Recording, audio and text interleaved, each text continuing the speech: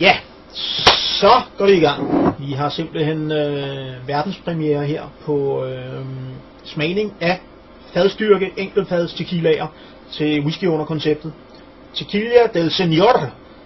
Og det er simpelthen en muestra, en sample, 7 år, 47%.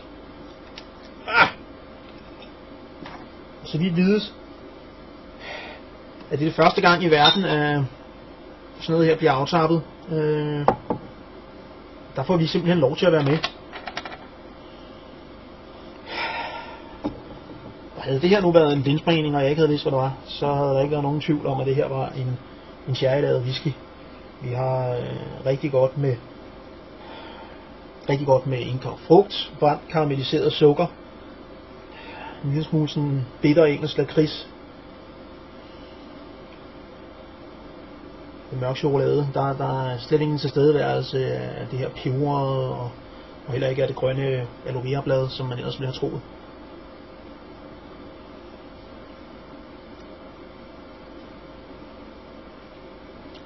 Smagen er der sådan en mere friskhed. Der kommer så en meget sjov blanding af bitterheden fra træet, den engelske lakrids. Og så kommer der lige sådan en snærende noget grønt, der giver på siden af tungen, som er agaveplanten. Men det er virkelig godt kamufleret, kan man sige, af sherryfadet.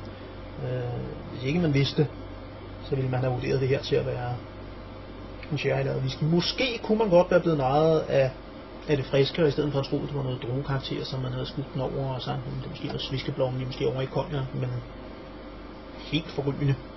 Og ekstremt meget mere smagsintensitet, end man er vant til fra tequilaerne, fordi den lige har den slat ekstra. De fleste af de tequilaer, vi har, er jo 38%, og den her helt oppe i 47%. Og man får lige med noget mere smagskoncentration.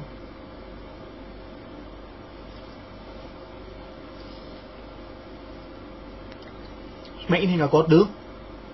Ud fra sådan et tequila-purist-synspunkt, så kunne man godt argumentere, at det et eller andet sted er synd for den, at den får så meget træ, så man helt mister friskheden.